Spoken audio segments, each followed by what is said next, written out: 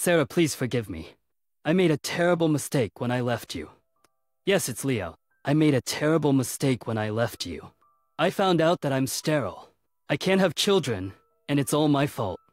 I shouldn't have left you. I miss you so much, and I want you back.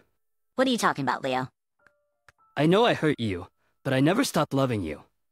Please give me a chance to make things right. Leo, I don't know what to say. I'll need some time. I really don't know what to say.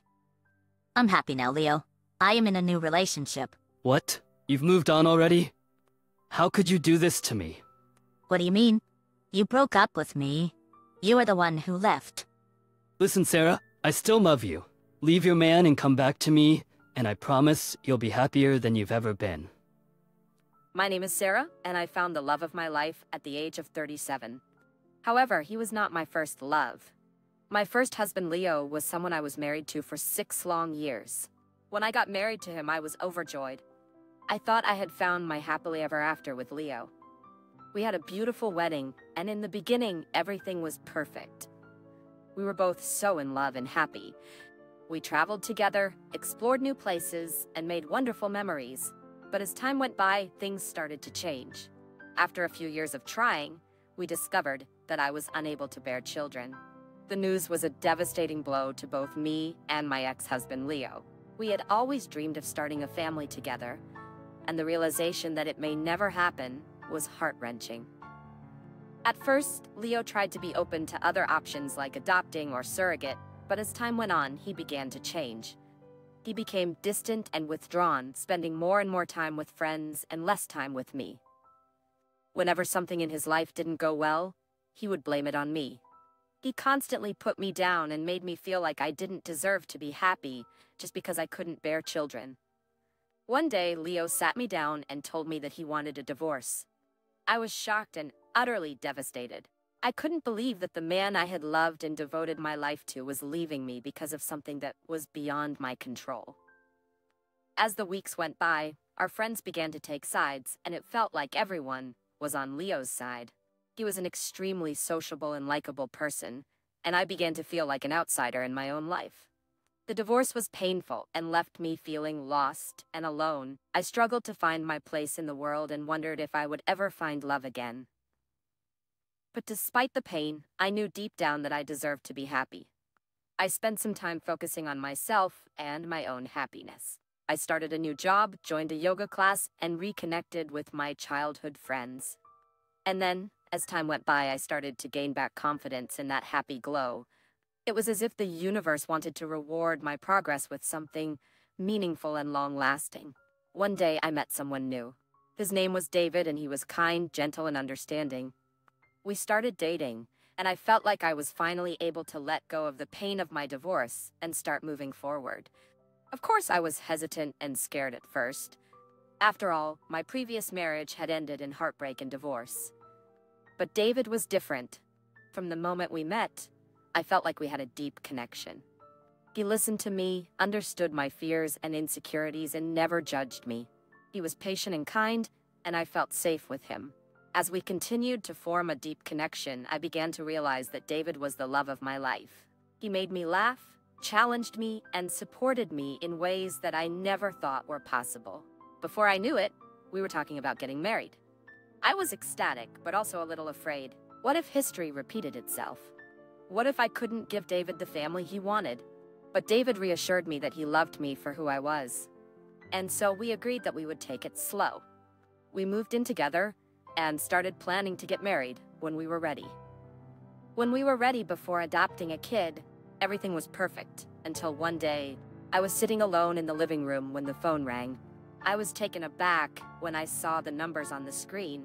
I had tried to delete him from my memory, but bits and pieces were still there. I knew that it was Leo's number. I hadn't talked to him in a few years. Hello? Sarah, please forgive me. I made a terrible mistake when I left you. I was so surprised I couldn't even comprehend what he was saying at first. All I could mutter out of my gut was his name. Yes, it's Leo. I made a terrible mistake when I left you. I found out that I'm sterile. I can't have children, and it's all my fault. I shouldn't have left you. I miss you so much, and I want you back. What are you talking about, Leo? I know I hurt you, but I never stopped loving you. Please, give me a chance to make things right. Leo, I don't know what to say. I'll need some time. I'm happy now, Leo. I'm in a new relationship. What? You've moved on already? How could you do this to me? What do you mean? You broke up with me. You were the one who left. Listen, Sarah, I still love you. Leave your man and come back to me, and I promise you'll be happier than you've ever been. Please, Leo. I said what I had to say. Please move on with your life. I'll have to hang up now. Sorry. During that conversation, I was so conflicted. There were so many feelings that I felt like I was on a roller coaster of emotions. Part of me still cared about Leo and wanted to believe that we could make things work. But as I thought about all the times he had belittled me and made me feel like I wasn't enough as a woman, I realized I couldn't go back to him. David was there for me through it all, supporting me and encouraging me to make the decision that was best for me. I knew that I wanted to stay together with David and be strong. And be straightforward with Leo about my decision. Despite the emotional turmoil, I thought that I handled the conversation as well as I could. Leo's reaction to my decision to move on with my life was one of devastation. It seemed like he had always hoped that we could reconcile and start anew. But I had made up my mind.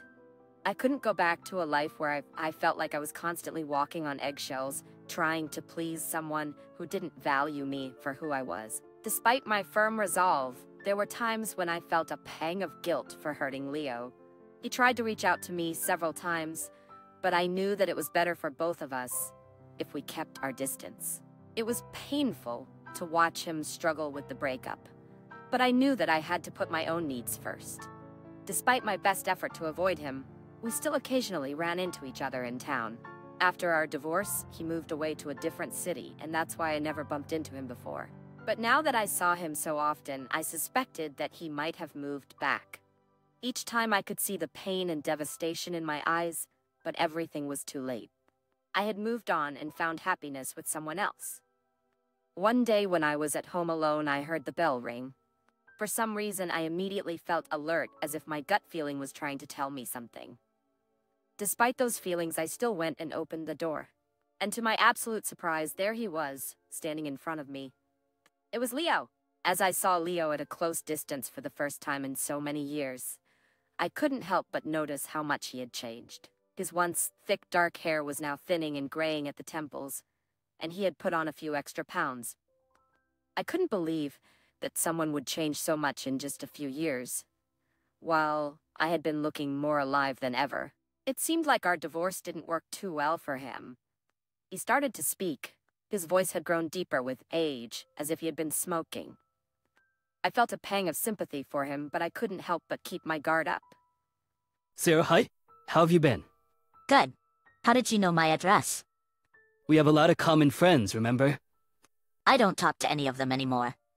That's a shame. They still care about you. I honestly doubt that. Listen, Sarah, why are you here? You know that I'm living with someone. I'm sorry. I cannot do that. Come on, Sarah. Don't you want to leave the past behind? Please move on, Leo. I'm really happy right now. Goodbye. I was really close to closing the door in front of him, but he reached out and blocked it. I was taken aback, and my heart started to beat like crazy. When I looked at Leo's face again, I recognized the man that I knew, the selfish, angry look that I would never forget. I felt like I was in danger. I have something to show you. Just let me in. No, Leo. You're not coming into my house. I'm calling the police. Very well then. If you want to play hard to get, I'll just show you here. Leo reached into his pocket and pulled out a bunch of photos. My heart sank when I went through each of them. There were multiple pictures of us in bed together when we were married. As I was still in shock, Leo kept talking. I could send them out to other people, including your new darling. But there's a way for you to make it up to me. You could just give me half of the house's worth of money. I need some help right now, but I'll leave you alone as soon as you give me what I want. I was still looking at the pictures in my hands, shaking uncontrollably. I couldn't believe that he had kept them all these years and was now using them as a tool to manipulate me. His threat to send them to everyone I knew, including David, made me feel sick to my stomach. I couldn't imagine the embarrassment and shame that would come with having those intimate moments exposed to the world. As if that wasn't enough, Leo's demand for half of the value of our old house was cruel. It was a blatant attempt to take advantage of me and the situation.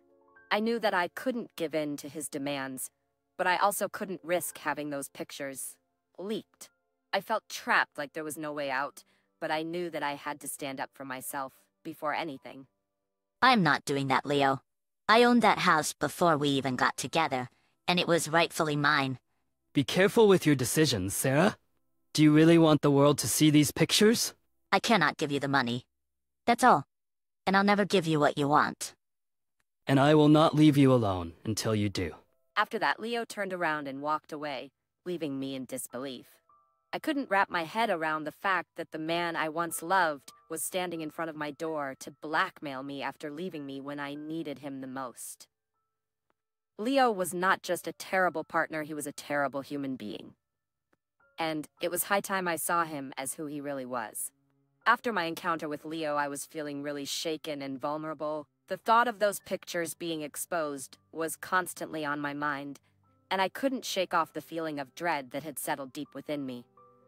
Just when I thought things couldn't get worse, the next day I received a call from the adoption center where my and David's profile was being considered.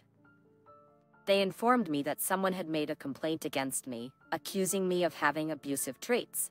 As a result, they had to put my profile on hold, and I was not allowed to take on any new adoption interviews until the investigation was completed. My heart sank as I heard the news. I had dedicated my life to being the most loving person I could be, in spite of all the pain Leo caused me in the past. And so, being accused of abuse was beyond comprehension. I knew that Leo was behind this, and that he had somehow found a way to make my life even more difficult than it already was.